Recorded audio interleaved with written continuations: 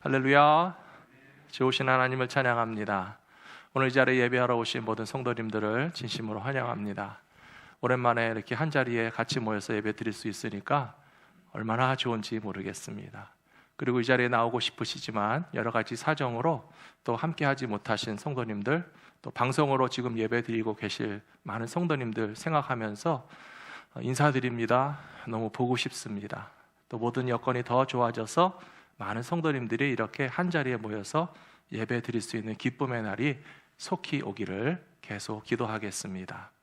저는 오늘 6월 첫 번째 주일, 그리고 우리가 교회에 모여서 함께 예배 드릴 수 있게 된 첫날 어떤 말씀으로 함께 은혜를 나눌까 생각하다가 성전에 올라가던 때를 기억하고 안타까운 마음으로 기도하고 찬송하면서 하나님께 호소하던 시편 42편의 말씀이 생각이 났습니다. 우리가 교회를 갈 수 없게 되니까 교회를 갈 수 있게 되던 것이 얼마나 좋았던가 하는 것을 새삼 느끼게 되시지 않았습니까? 오늘 이 시편을 기록한 사람도 똑같은 심정이었을 것이라고 봅니다. 성경책에 보시면 시편 40편이 딱 다윗이 기록했다라고 하는 내용은 나와 있지 않습니다. 그런데 우리가 이 시편 42편의 말씀을 읽다가 보니까 누가 썼는지 다 알겠다, 그런 느낌이 있으셨을 거예요. 대부분의 성경학자들과 믿음의 사람들은 이것은 다윗이 자기의 경험을 가지고 고백한 말씀이겠구나라고 하는 것을 짐작해 볼 수 있습니다. 왜냐하면 다윗은 그 누구보다도 하나님 앞에 나가서 예배하는 것을 자기 일생의 가장 큰 기쁨으로 생각하던 사람입니다.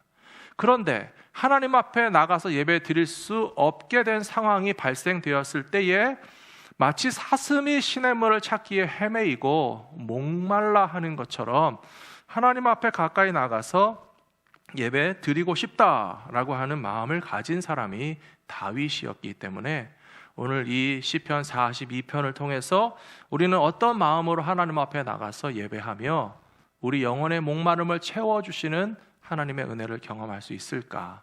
지금 이 자리에 계시는 성도님들과 또 방송을 통해서 예배드리시는 성도님들과 함께 이 말씀의 은혜를 나누기를 원합니다. 첫 번째로 예배 자리로 나아가기 원하는 마음이 곧 바로 영혼의 목마름입니다. 우리 육신의 목마름이라고 하는 것은 잘 알고 있지만 도대체 영혼의 목마름은 무엇일까? 똑같은 것인가? 좀 다른 것이에요. 육신의 목마름은요, 물을 마시면 해결이 됩니다. 영혼의 목마름은요, 하나님의 은혜를 체험해야 목마름이 채워지는 것입니다. 다윗이 왜 목말라 했을까요? 마실 물이 없어서요? 아닙니다. 그가 아직 왕이 되기 이전에 큰 공을 세운 것을 잘 아실 거예요. 아직 소년이었고 목동이었습니다. 그런데 이스라엘을 괴롭히던 블레셋의 장군 골리앗을 쳐서 쓰러뜨렸는데 그것은 나라와 민족을 위해서 아직 어린 청년이 너무 큰 일을 한 것이고 좋은 일을 한 것인데 그것 때문에 백성들의 인기를 얻고 많은 사람들의 주목을 받게 된 것에 대해서 사울 왕이 시기하고 질투했다, 그렇게 나와 있습니다. 그것에 대해서 어떤 사람들 생각하기를 사울 왕이 굉장히 옹졸하구나, 마음이 좁은 사람이구나, 다윗이 좀 잘하고 칭찬받고 사람들이 좋아하면 너그럽게 봐주면 될 텐데 왜 그것을 가지고 질투하고 아주 죽이도록 미워했을까? 단순한 질투가 아닙니다. 어떤 자존심의 문제가 전혀 아닙니다. 그것은 권력에 관한 문제입니다. 왕권이 유지될 수 있느냐 없느냐 놓고 생각한다면 저 다윗이라고 하는 존재가 계속 나에게 위협이 되면 사울 왕의 왕권도 위험하게 되고 그의 아들이 왕위를 이어받게 되지 못할 가능성이 커진다라고 생각하니까 다윗을 반드시 제거해야 되겠다라고 하는 생각을 할 수밖에 없었던 것입니다. 역사 소설이나 드라마나 혹은 실제 역사에 대해서 관심이 많으신 분들은 잘 알고 계시죠? 동서양을 막론하고 왕족들의 역사 가운데는 피 흘림의 역사가 있어요. 왕의 권력은 형제지간에도 나누지 못합니다. 심지어 아버지 아들 사이에도 제대로 된 왕권이 승계되지 못하면 서로 죽고 죽이는 일들도 발생하는 것을 생각하신다면 사울 왕이 왜 다윗을 죽도록 미워해서 쫓아냈는가라고 하는 사실을 이해하실 수는 있을 것입니다. 그런데 다윗의 입장에 다시 돌아가서 생각하시면 이제 사울 왕의 미움을 받아서 도망자의 신분이 되었기 때문에 드러내놓고 성전에 가서 예배드리지 못하는 신세가 된 것입니다. 광야로 숨어야만 했습니다. 심지어 동굴 속에 들어가서 숨기도 했습니다. 그리고 이스라엘 땅 안에 머무르지 못하고 블레셋 족속에 가서 자기의 몸을 의탁하며 망명 생활도 하고 용병 생활도 해야 할 만큼 하나님 앞에 예배 드릴 수 있는 환경과 조건에서부터 강제 격리되게 된 다윗의 마음 가운데서 성전에 올라가서 예배 드리던 때가 얼마나 좋았는가. 하나님 앞에 나가서 마음껏 예배하고 나 혼자뿐만 아니라 다른 믿음의 사람들과 같이 예배 드리던 때가 너무나 좋았던 때였다라고 그리워하는 마음을 이해하실 수 있으실 것입니다. 우리들도 지난 2개월 반 동안에 교회 문이 닫혀져 있었기 때문에 교회에 갈 수 없고 성전에 갈 수 없다는 것을 굉장히 답답하게 느끼셨을 것입니다. 그뿐만 아니라 항상 교회만 오면 서로 만날 수 있으셨던 성도님들을 서로 얼굴도 보지 못하고 소식도 알 수 없다는 것이 얼마나 힘든 일인지도 경험해 보셨을 것입니다. 또 이 자리에 계시는 분들이나 방송을 지켜보시는 분들 가운데서 새벽 기도회 하시는 분들 계시죠? 생방송으로 새벽 기도회 들으시면서 찬송 실컷 부르셨습니까? 못 부르셨습니까? 아마 못 부르셨을걸요. 식구들이 깨서 갑자기 왜 그래? 뭐 그럴까 봐도 찬송도 못 부르시고 아침 일찍부터 큰 소리로 찬송 부를 수도 없고 혹은 이웃이나 바깥에까지 소리가 들릴까 봐 그냥 조그만 화면으로 새벽 기도회를 들여다보시면서 찬송조차 마음껏 부르지 못하는 그 영혼의 목마름을 경험하지 않으셨습니까? 사랑하는 성도 여러분, 우리를 사랑하신 아버지 하나님께서 오늘 우리들 여기 예배당에 나와서 예배를 드리시던 아니면 지금도 가정에서 방송을 통해서 예배 드리시던 우리의 영혼의 목마름을 하나님께서 어떻게 채워주시는지 한 번도 빠짐없이 경험하실 수 있는 저와 여러분들이 다 되시기를 축복합니다. 저도 성도님들과 함께 예배 드릴 수 있었던 것이 얼마나 그리웠는지 모릅니다. 교회 문이 닫히고 교회가 모일 수 없다라고 하는 행정명령이 내려졌을 때 우리가 빠르게 방송 예배로 전환하기는 했지만 이렇게 오래 갈 줄은 전혀 몰랐습니다. 한 주나 두 주나 길어야 한 달 정도 못 모이지 않을까라고 생각했는데 2달이 넘은 시간이 지나갔습니다. 세상에 고난주간도 못 모이고 부활주일도 교회 못 가고 어린주일도 그냥 지나가고 어버이주일도 아무것도 못하고 세상에 부활주일 지나고 오순절 성령 강림주일이 되기까지 온통 2달 이상을 우리가 같이 모이지 못하게 될 것이라고 누가 상상이나 했겠습니까? 참 힘들었습니다. 지금 이 자리에 성도님들이 나와 계셨어요. 전부 다 마스크를 쓰고 계시지만 이렇게 눈빛이라도 마주할 수 있는 게 제게 얼마나 힘이 되는지 몰라요. 사람의 눈빛을 바라보는 것과 카메라 렌즈를 쳐다보면서 설교하는 것은 천지차이입니다. 카메라 렌즈를 바라보고 있으면요, 제 마음에 분명히 알죠. 분명히 카메라 넘어 화면에서 성도님들이 예배를 보고 계시겠다는 사실을 알지만, 그러나 사람이 인격적으로 얼굴과 얼굴을 대하고 눈빛과 눈빛이 마주쳐야지 도대체 카메라 렌즈를 쳐다보면서 말씀을 전한다는 게 힘이 솟는 게 아니라 막 억지로 힘을 내야 되는 상황이었거든요. 저는 지금 너무 행복해요. 그러나 절반은 굉장히 아쉬워요. 우리 성도님들이 다 같이 오실 수 있으면 얼마나 좋을까. 사랑하는 성도 여러분, 사람의 눈빛이 마주쳐도 힘이 나는데요, 하나님의 얼굴빛으로 여러분들을 비추어 주심을 바라보시게 되기를 축복합니다. 사람의 눈빛을 마주쳐도 카메라 눈을 마주보는 것보다 힘이 나는데, 하나님께서 하나님의 그 얼굴빛으로, 하나님의 눈빛으로 우리의 심령을 만져주시고 은혜를 내려주시고 우리의 예배를 받아주신다고 생각해 보세요. 이 시간 목마른 우리의 영혼을 채워주시는 하나님의 은혜가 도대체 무엇일까? 묵상하시고 깨달으시고 공급하시는 은혜로 말미암아 힘을 얻으시게 되기를 축복합니다. 요한복음 말씀해 보시면 하나님께서 우리의 영혼의 목마름을 채워주시는 방법이 이것이다 라고 나와 있습니다. 요한복음 7장 37절 38절에 보시면 명절 끝날 곧 큰 날에 예수께서 서서 외쳐 이르시되 누구든지 목마르거든 내게로 와서 마시라. 나를 믿는 자는 성경의 이름과 같이 그 배에서 생수의 강이 흘러나오리라 하시니 말씀이 있습니다. 예수님께서 요한복음 7장에서 이 말씀을 하신 때가 언제인가 하면요, 초막절 예배가 끝나고 7일 동안의 초막절 감사 예배가 다 끝난 마지막 날 큰 날에 예수님께서 서서 외쳐서 말씀하셨다고 나와 있어요. 그 상황을 좀 생각해 보셔야 돼요. 성전에 못 간 게 아니라 성전에 갔습니다. 예배를 안 드린 것이 아니라 7일 동안이나 예배를 드렸습니다. 이스라엘 백성들이 이 초막절이라고 하는 그런 큰 나라의 명절에 예루살렘에 모여서 예배 드렸고 7일 동안이나 예배를 드렸고 감사의 예배를 드렸는데도 불구하고 예수님이 하신 말씀은 무엇인가 하면 누구든지 아직도 목마르거든 내게로 와서 마셔야 된다라고 말씀하고 있어요. 약간 상황이 아이러니하지 않습니까? 예배 드렸는데, 예루살렘에 갔는데 7일 동안이나 초막절 예배를 드렸는데 그래도 목마름이 있을까? 예수님이 말씀하셨으니까 목마름이 있었겠죠. 우리들의 상황도 되돌아보면요, 교회 나올 수 있었다고 해서 우리가 맨날 은혜 받은 거 아니었어요. 성전에 모여서 예배할 수 있었다고 해서 우리의 영혼의 목마름이 다 늘 항상 해결됐었다라고는 큰 소리 할 수 없습니다. 그렇다면 과연 어떻게 예배를 드려야만 우리의 영혼의 목마름이 해소가 되는가? 예수님 말씀하셨잖아요. 나를 믿는 자는,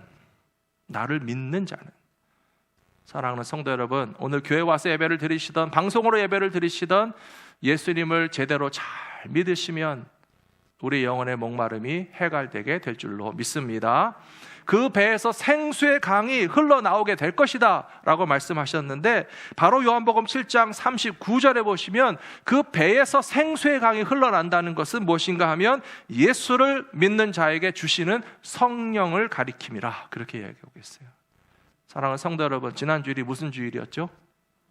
성령 강림 주일이었어요. 성령님은요, 예수님의 영이고 하나님의 영이에요. 지난주에 분명히 가르쳐 드린 것처럼 볼지어다 내가 세상 끝날까지 내가 너희와 항상 함께 있겠다 약속하신 예수님의 약속이 어떤 방법으로 이루어졌습니까? 지난주일에 말씀드렸잖아요. 기억이 안 나시는 분들은 유튜브에 가셔서 다시 찾아보시기 바랍니다.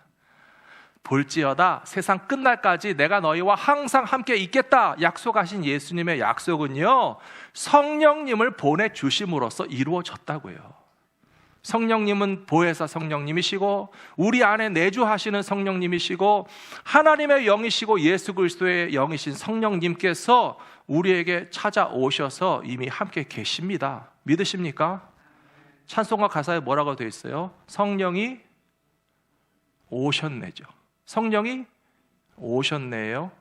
성령이 오실 것이다가 아니고 성령이 오실지도 모른다가 아니고 성령이 오셨네 라고 말하는 것처럼 우리를 위하여 약속하신 성령님이 찾아오심으로 세상 끝날까지 함께 있겠다고 약속하신 예수님의 약속이 지금도 이루어지고 있기 때문에 예수님을 잘 믿는 사람은 우리의 영혼의 목마름을 채워주시는 주님의 은혜를 끊임없이 경험하면서 살아가게 될 줄로 믿습니다.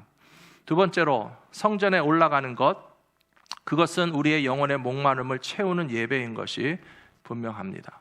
성전에 나가는 것이 중요하다는 말씀입니다. 시편 42편 4절에 보시면 오늘 읽으신 본문 말씀인데요, 내가 전에 성의를 지키는 무리와 동행하여 기쁨과 감사의 소리를 내면서 그들을 하나님의 집으로 인도하였더니 이제 이 일을 기억하고 내 마음이 상하는도다. 다윗이 이렇게 고백하고 있어요.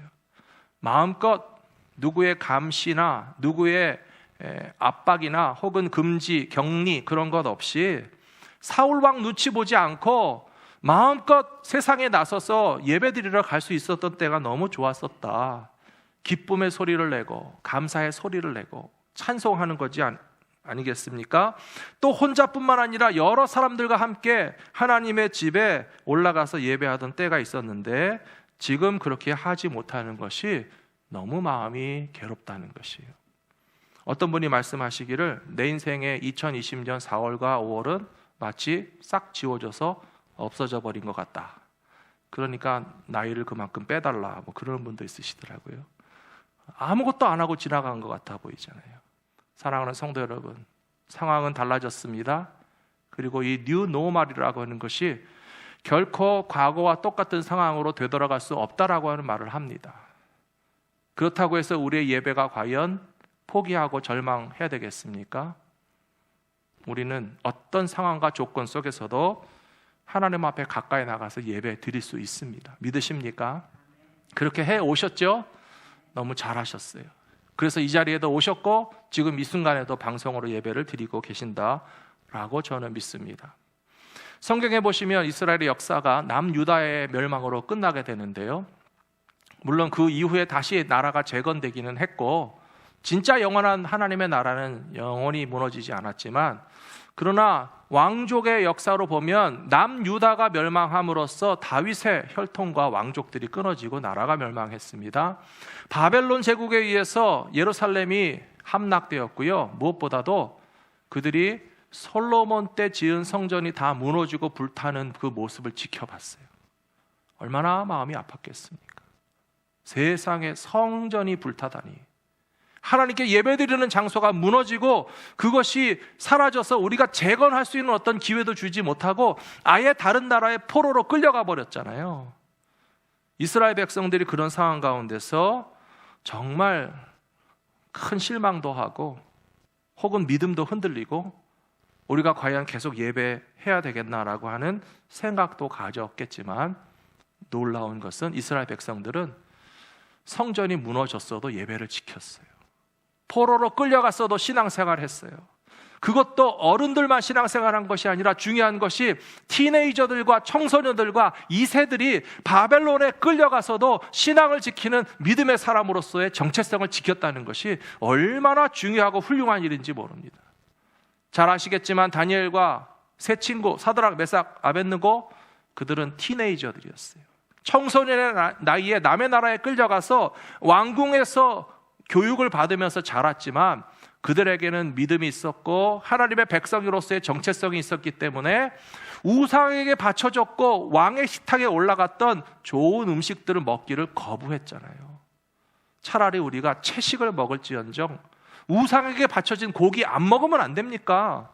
믿음을 지키는 청년들이 있었기 때문에 이스라엘 백성들의 정통성과 정체성과 믿음을 지키면서 다시 그 나라가 회복될 수 있는 소망을 가지게 되었던 것처럼 오늘 저와 여러분들과 우리의 자녀들이 이렇게 신앙생활을 해야 된다고 저는 믿습니다.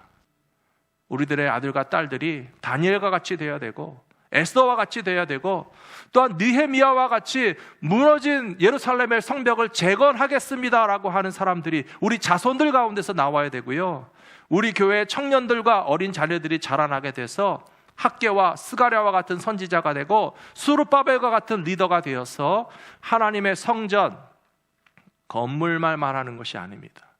예배하는 공동체가 다시 재건되는 데 앞장설 수 있도록 우리의 자녀들을 믿음으로 잘 양육해 주실 수 있는 저와 여러분들이 되시기를 부탁합니다. 제가 오늘 말씀을 준비하면서 이사야 44장의 말씀을 찾았는데요, 이사야 44장의 말씀을 찾은 이유는 하나님은 우리의 영혼의 목마름을 어떻게 채워주실까라고 하는 성경을 쭉 찾다가 이 말씀을 발견했는데, 하나님은 당연히 목마른 자에게 물을 주시고 마른 땅에 시냇물이 흘러가게 하시겠다라고 답을 주셨지만 제가 예상하고 기대했던 것보다 더 큰 답을 주셨어요. 뭔지 아세요? 보여주십시오. 나는 목마른 자에게 물을 주며 마른 땅에 시내가 흐르게 하며 나의 영을 너의 자손에게, 나의 복을 너의 후손에게 부어줄 것이다 라고 말씀하고 계세요. 사랑하는 성도 여러분, 놀랍지 않습니까? 어른들만 은혜 받는 거 아니에요. 어른들만 영혼의 목마름을 가지고 예배드리기 원할 때에 그냥 우리가 은혜 받고 마른 땅에 시내가 흐르는 것으로 하나님의 계획과 준비하심과 인도하심이 1세대 당대에서 끝나지 않고 나의 영을 너의 자손들에게 줄 것이고 나의 축복을 너의 후손들에게까지도 부어주겠다 라고 약속하신 말씀이 저와 여러분 가운데 이루어져야 하지 않겠습니까? 마스크 쓰고 계시지만 아멘 하셔도 됩니다.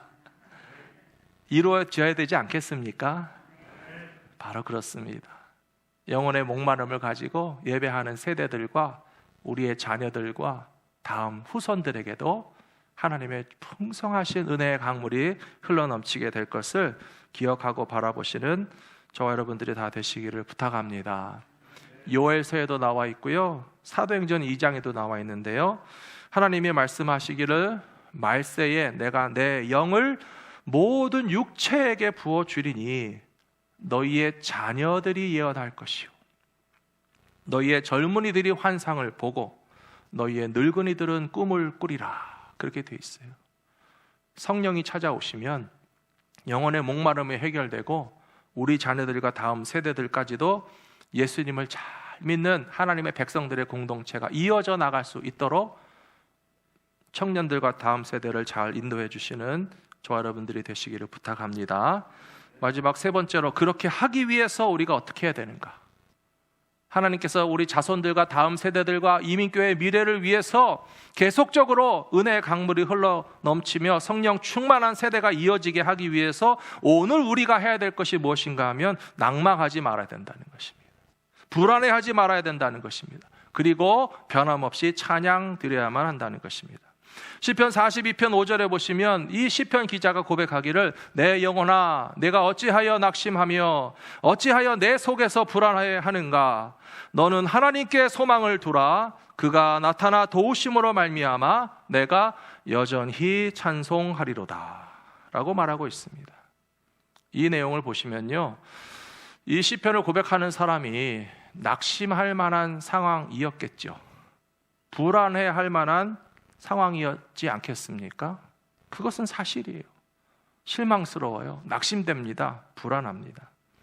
앞에서도 말씀드렸지만 다윗은 사울 왕에게 쫓길 때도 고생을 많이 했어요. 죽을 고비를 여러 번 넘겼습니다.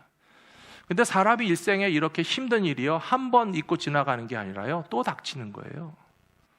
이 자리에 계신 분들이나 방송을 보시는 성도님들도 요즘 느끼지 않으십니까?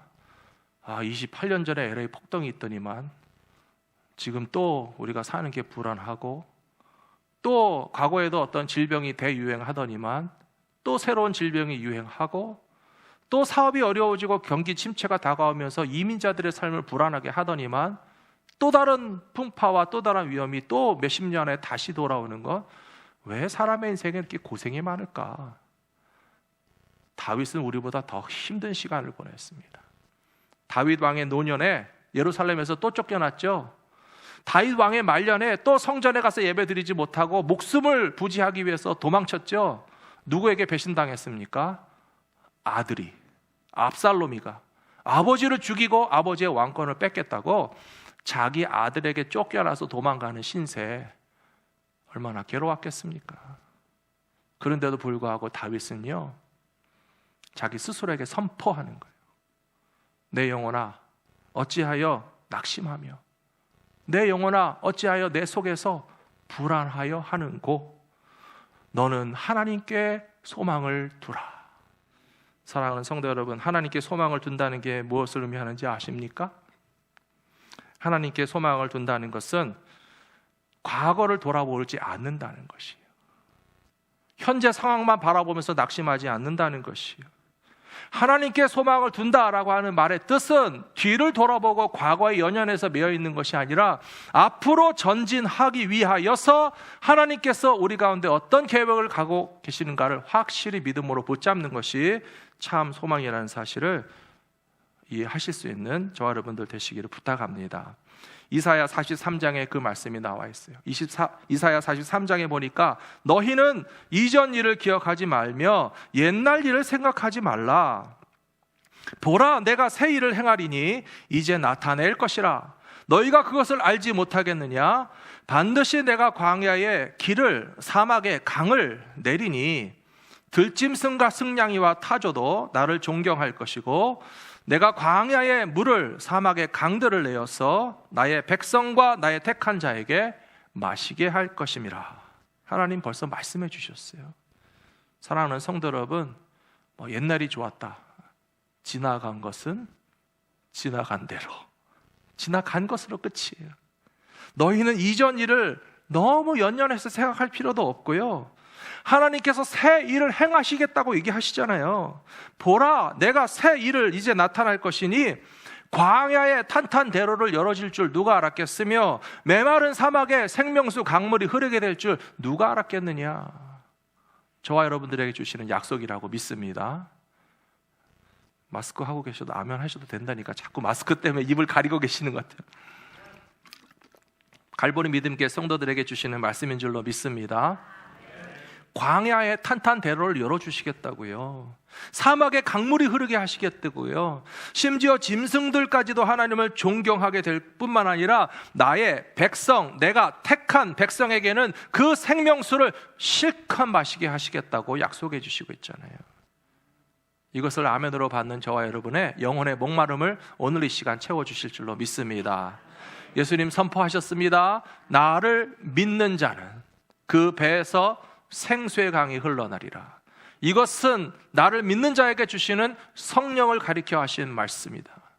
하나님은 분명히 지나간 과거의 아픔, 지금 현재의 괴로움, 거기에 우리가 몰두하고 집착해 있는 것이 아니라 장차 우리에게 어떤 탄탄대로를 열어주시고 장차 우리에게 얼마나 생명수 강물을 실컷 마시게 하실지 하나님께 소망을 둔 자란 바로 그런 사람들입니다.